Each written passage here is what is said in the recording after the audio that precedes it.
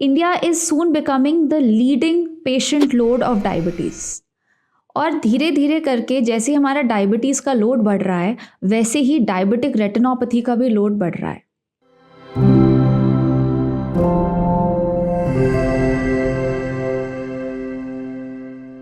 नमस्ते, मेरा नाम डॉक्टर श्रेया नायक है और मैं एक रेटिना कंसल्टेंट हूँ working at Accura Vision Clinics Roop Netralaya Meerut.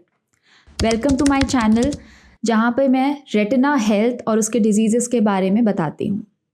आज हम इंडिया के मोस्ट कॉमन रेटिनल डिजीज़ के बारे में बात करने वाले हैं, that is diabetic retinopathy. India is soon becoming the leading patient load of diabetes.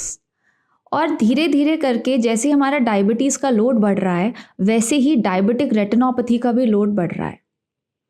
मेरे प्रीवियस वीडियोस में मैंने बताया है कि डायबिटिक रेटिनोपैथी क्यों होती है, उसका ट्रीटमेंट कैसे किया जाता है, कब स्क्रीनिंग करनी है। बट आज मैं आपको उससे भी ज़्यादा इम्पॉर्टेंट कुछ चीज़ें बताने वाली हूँ रिगार्डिंग इट्स ट्रीटमेंट। तो बहुत सारे ऐसे लोग हैं जो डायबिटिक रेटिनोपैथी की वजह से इंजेक्शंस लगाते हैं। जो लोग इंजेक्शंस लगवाते हैं दे नो कि वो बार बार लगाने की ज़रूरत पड़ती है।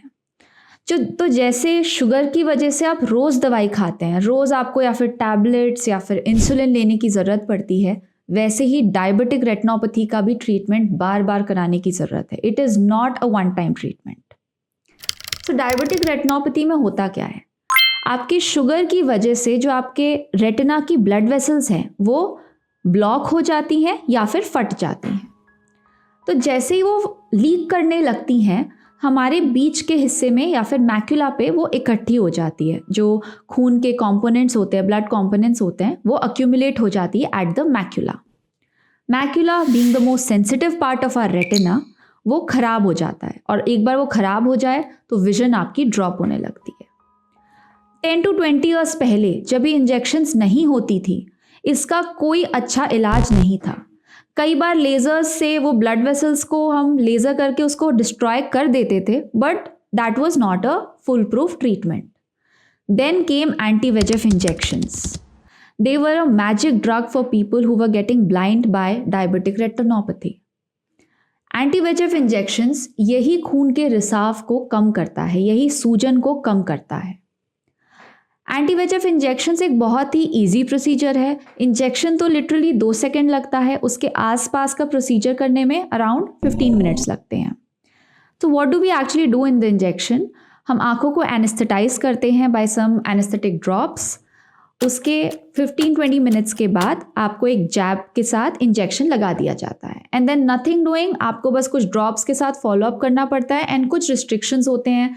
फॉर एग्जाम्पल कि कोई डर्ट या फिर कोई गंदा पानी आँख के अंदर नहीं जाना चाहिए for the next 2 weeks. So it is a relatively painless procedure and with the help of that, in spite of having diabetic retinopathy, you can still maintain your vision.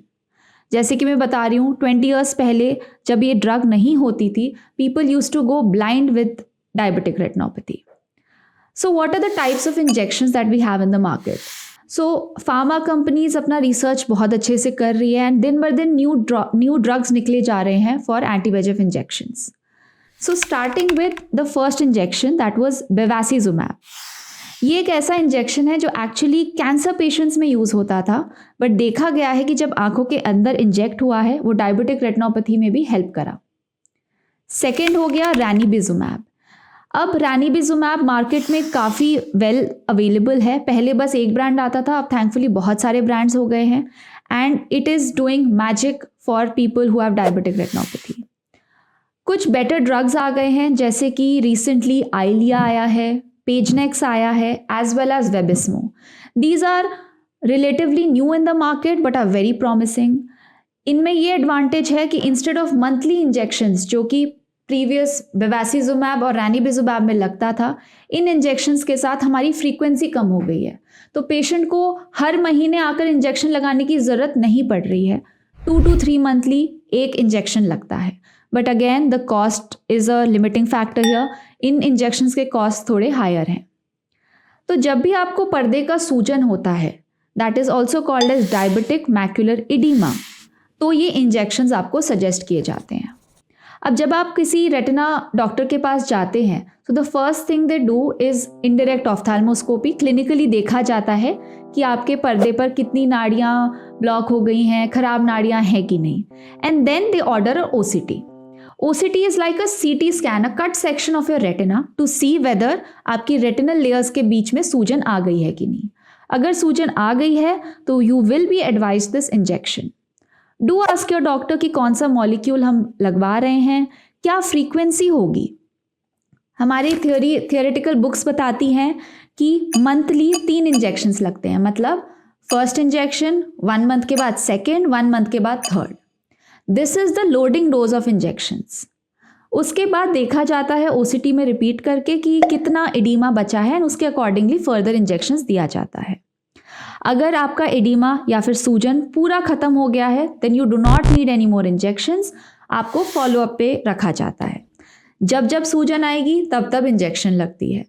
कई पेशेंट्स मुझसे पूछते हैं कि कितनी बार ये इंजेक्शन लगाना है, पूरी लाइफ लगाना है। तो अनफॉर्चुनेटली इसका कोई करेक्ट आंसर उस टाइम पर कोई डॉक्टर आपको नहीं दे पाएगा। इट ऑल डिपेंड्स कि आपकी बॉडी कैसे रिएक्ट कर रही है to these injections and to your sugar levels.